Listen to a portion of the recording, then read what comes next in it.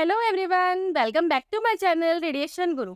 My self Akshita और आज हम इस वीडियो में DRT and BRT first year का रेडिएशन फिजिक्स का बहुत इंपॉर्टेंट टॉपिक ट्रांसफार्मर डिस्कस करने वाले हैं। So let's get started.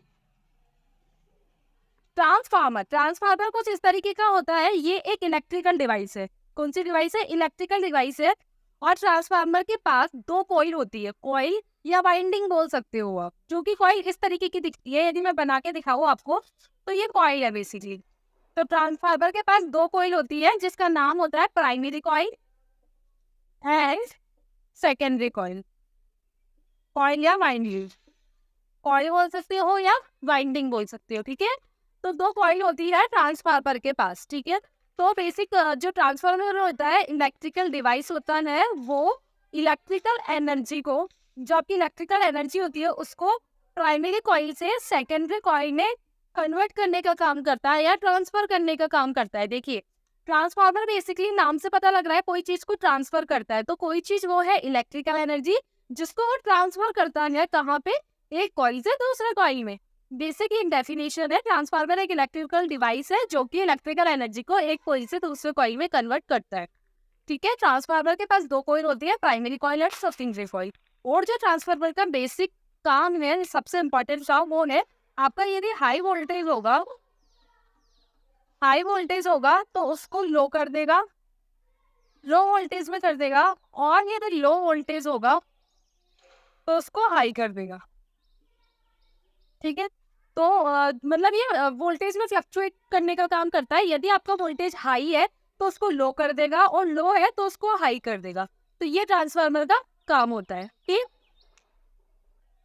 Principle of transformer define हमने देख लिया। अब हम बात करेंगे कि ट्रांसफार्मर का बेसिक सिद्धांत क्या है, किस सिद्धांत पे वो काम करता है, क्या उसका प्रिंसिपल है, ठीक है। तो प्रिंसिपल ऑफ ट्रांसफार्मर क्या है? जो म्यूचुअल इंडक्शन होता है ना, किस सिद्धांत पे काम करता है? ये म्यूचुअल इंडक्शन के सिद्धांत पर। अब म्यूचुअल इंडक्शन क्या होता है वो मैं आपको बताऊंगी। देखिए, म्यूचुअल इंडक्शन के सिद्धांत पे आपका जो ट्रांसफार्मर है वो काम करता है। कैसे? जैसे सपोज करो, मैंने आपको बताया था ट्रांसफार्मर में दो कॉइल होती है। तो म्यूचुअल इंडक्शन की बात करो, या म्यूचुअल इंडक्शन का क्या काम होता है यहाँ पे? देखिए, सबसे पहले तो आप ये जान लो कि जो म्यूचुअल इंडक्शन होता क्या है। देखिए, जैसे ये दो कॉइल है, first coil and second coil. कोई भी दो कॉइल को हमने यदि नियर बाई प्लेस किया, मतलब कुछ डिस्टेंस पे या नियर बाई प्लेस किया, ज्यादा दूरी पे नहीं, आपस में प्लेस किया, थोड़ा सा गैप रखिए, तो क्या होगा? यदि आप प्राइमरी कॉइल में, जैसे ये प्राइमरी कॉइल है, तो इस प्राइमरी कॉइल से यदि कोई वोल्टेज अप्लाई करोगे, कोई वोल्टेज दोगे, है ना, इनपुट के फॉर्म में, तो यदि आपने इसमें अप्लाइड वोल्टेज को क्या किया, अप्लाई किया, तो इसमें वोल्टेज को अप्लाई करने से क्या होगा? इसमें मैग्नेटिक फील्ड जनरेट हो, कुछ ऐसे मैग्नेटिक फ्लक्स, है ना। ये इस वोल्टेज अप्लाई करने के कारण इस प्राइमरी कॉइल में आपका मैग्नेटिक फ्लक्स प्रोड्यूस हुआ। इस मैग्नेटिक फ्लक्स की वजह से आपका सेकेंडरी कॉइल में इंड्यूस ईएमएफ जनरेट होगा। ईएमएफ मतलब electromotive force, electromotive force generate होगा। दिया किसमें आपने? इन जो अप्लाइड वोल्टेज दिया इन इसमें दिया प्राइमरी में, और आपको इंड्यूस ईएमएफ किसमें जनरेट हुआ? सेकेंडरी में। किसकी वजह से? मैग्नेटिक फ्लक्स प्रोड्यूस हुआ, उसकी वजह से मैग्नेटिक फ्लक्स, ठीक है। तो ये म्यूचुअल इंडक्शन होता है। और ये जो थ्योरी दी थी वो किसने दी थी? फेराडे ने। फेराडे एक साइंटिस्ट का नाम है, उन्होंने ही ये लॉ निकाला था जिसको अपन दूसरे नाम भी बोल सकते हैं, Faraday law of mutual induction. Faraday law of mutual induction, ठीक है। फेराडे का लॉ था ये। तो ये जो अपना ट्रांसफार्मर है वो म्यूचुअल इंडक्शन पे ही वर्क करता है, ठीक है। अब अपन इसके देखेंगे वर्किंग, ठीक है। वर्किंग पे क्या वर्किंग होती है, ये किस तरीके से काम करता है? कौन? ट्रांसफार्मर। वर्किंग ऑफ ट्रांसफार्मर, जो ट्रांसफार्मर की वर्किंग होगी वो डिपेंड करेगी आपके प्रिंसिपल पे। जो मैंने आपको ये प्रिंसिपल में बताया वही अपन अब यहाँ अप्लाई करेंगे, ठीक है।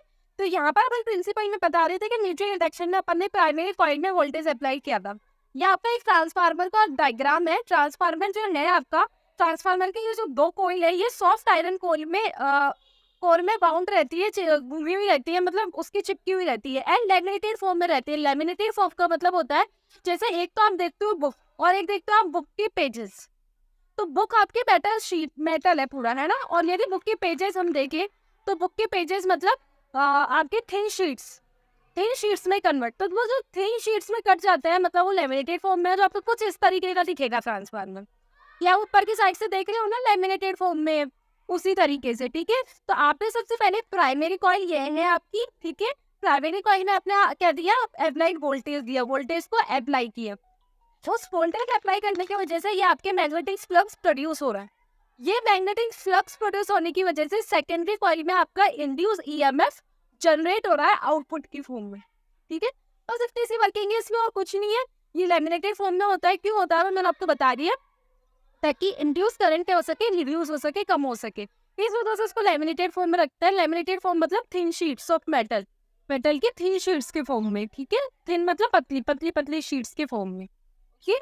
और इस तरीके से इसका वर्किंग होता है। तो इससे अपन क्या देख रहे हैं, ये ट्रांसफार्मर का पूरा एक सर्किट है, डायग्राम है।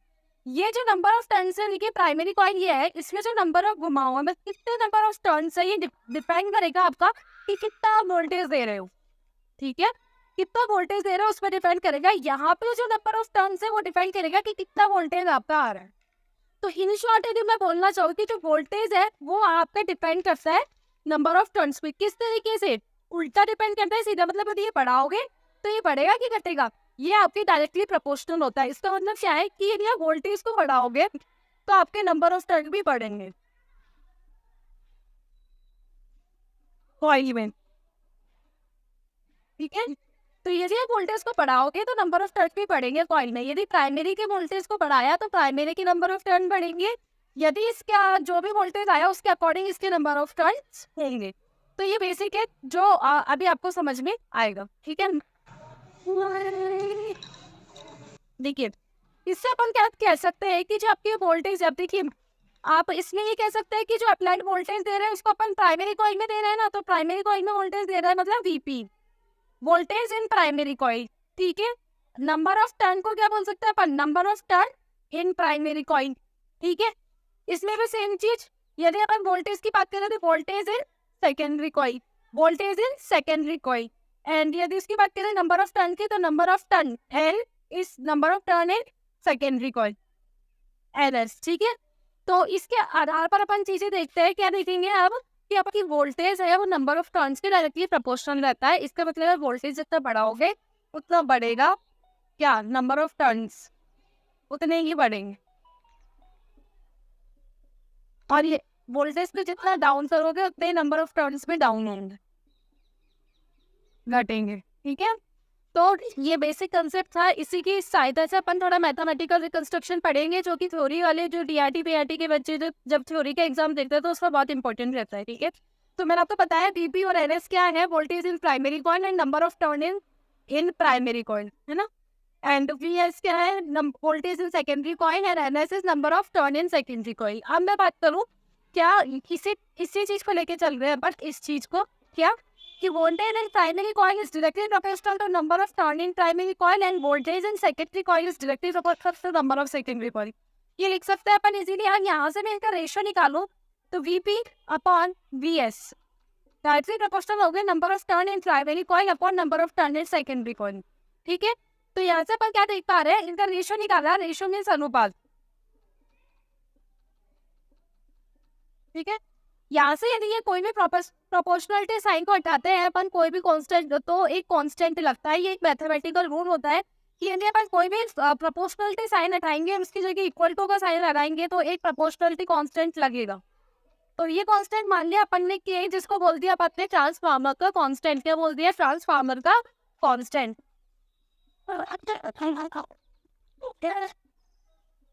ट्रांसफार्मर कांस्टेंट, ठीक है। तो ये अपन यहाँ से क्या कह सकते हैं कि जो यदि रेशियो निकालूं मैं वोल्टेज का, अनुपात निकालूं वोल्टेज का, तो वो बराबर होगा नंबर ऑफ टर्न के in the coil, number of turn in the coil के अनुपात के, मतलब कितने नंबर ऑफ टर्न है उसके अनुपात के बराबर होगा। तो यहाँ से पता चल गया कि वोल्टेज जो है वो बराबर होगा नंबर ऑफ टर्न, ठीक है। अब यहाँ से मैं आपको करंट से कोरिलेट करवाना चाह रही हूँ कि करंट क्या होता है, करंट से अपन, करंट का कोई प्रभाव पड़ता है ट्रांसफार्मर पे, या केवल ट्रांसफार्मर वोल्टेज को ही हाई से लो और लो से हाई कर सकता है, क्या वो करंट को भी हाई से लो और लो से हाई कर सकता है या नहीं। तो ये अपन मैं किससे कोरिलेट करवा रही हूँ आपको, करंट से। देखिए कैसे, देखिए, पावर आपने सुना होगा, पावर क्या होता है? पावर सब पढ़ के आए ना ट्वेल्थ में, तो वो क्या होता है पावर? पावर आपका होता है voltage, product of voltage and current. I means current है यहाँ पे, आई मीन्स क्या है? करंट।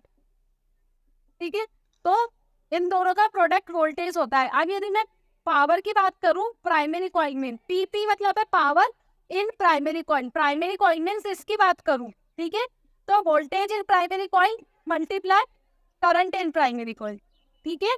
और यदि मैं सेकेंडरी कॉइल के पावर की बात करूं तो voltage in secondary coil multiply current in secondary coil, ठीक है। अब ये law of conservation of energy होती है, एक नियम होता है एनर्जी का, जिससे अपन ये कह सकते हैं कि आप इस इनपुट में जितना पावर दोगे उतना ही आपको आउटपुट में मिलेगा, ठीक है। मतलब PP upon PP equal to PS होगा, मतलब power in primary coil equal to power in secondary coil. ये कौन सा नियम है? Law of conservation of energy का, कि जितना इनपुट में देते हैं उतना ही अपन को आउटपुट में मिलता है। किसके नियम से? Law of conservation of energy के नियम से। देखिए, law of conservation of energy, conservation of energy, इससे मैं क्या कह सकती हूँ कि जो आपका पावर है प्राइमरी कॉइल में वो बराबर होगा पावर इन सेकेंडरी कॉइल, ठीक है। अब मैं पावर इन प्राइमरी कॉइल को लिखूँ तो इसकी वैल्यू है वीपी मल्टीप्लाई आईपी और इसकी वैल्यू है वीएस मल्टीप्लाई आईएस, ठीक है, ठीक है कि नहीं। अब मैं वोल्टेज को एक साइड और करंट को एक साइड कर रही हूँ, तो वोल्टेज को मैंने एक साइड किया तो वीपी एज इट इज यहाँ आ जाएगा तो वीएस हो जाएगा, आईएस एज इट इज, ये आईपी नीचे जाएगा आईपी हो जाएगा। तो यहाँ से मैं क्या देख पा रही हूँ कि जो आपका वोल्टेज है वो इनवर्सली प्रोपोर्शनल है करंट के। ये देख पा रहे हैं कि आपका वोल्टेज जो है वो इनवर्सली प्रोपोर्शनल है करंट के, ठीक है। मतलब वोल्टेज को जितना बढ़ाओगे करंट उतना घटेगा, ठीक है कि नहीं। वोल्टेज को यदि कम करोगे तो करंट बढ़ेगा, उल्टा सिस्टम होगा। तो यहाँ से तीन चीजें अपन ने देखी, जो वोल्टेज है वो नंबर ऑफ टर्न्स की तो प्रोपोर्शनल होगा, डायरेक्ट प्रोपोर्शनल होगा, बट इनवर्सली प्रोपोर्शनल होगा किसके? करंट के, ठीक है ना। करंट के क्या होगा? Inversely proportional. ये यहाँ से ये तीन चीज अपन को देखने को मिली। इन तीन चीज का बेसिस पे अपन इसके टाइप्स पढ़ेंगे, ठीक है, जो कि तीन टाइप्स के होता है, step up transformer, step down transformer and isolation transformer. तो वो अपन पढ़ेंगे नेक्स्ट पार्ट में। इस वीडियो के रिगार्डिंग आपको कोई भी डाउट हो तो आप मुझे कमेंट सेक्शन में कमेंट करके बता सकते हैं। Thank you so much.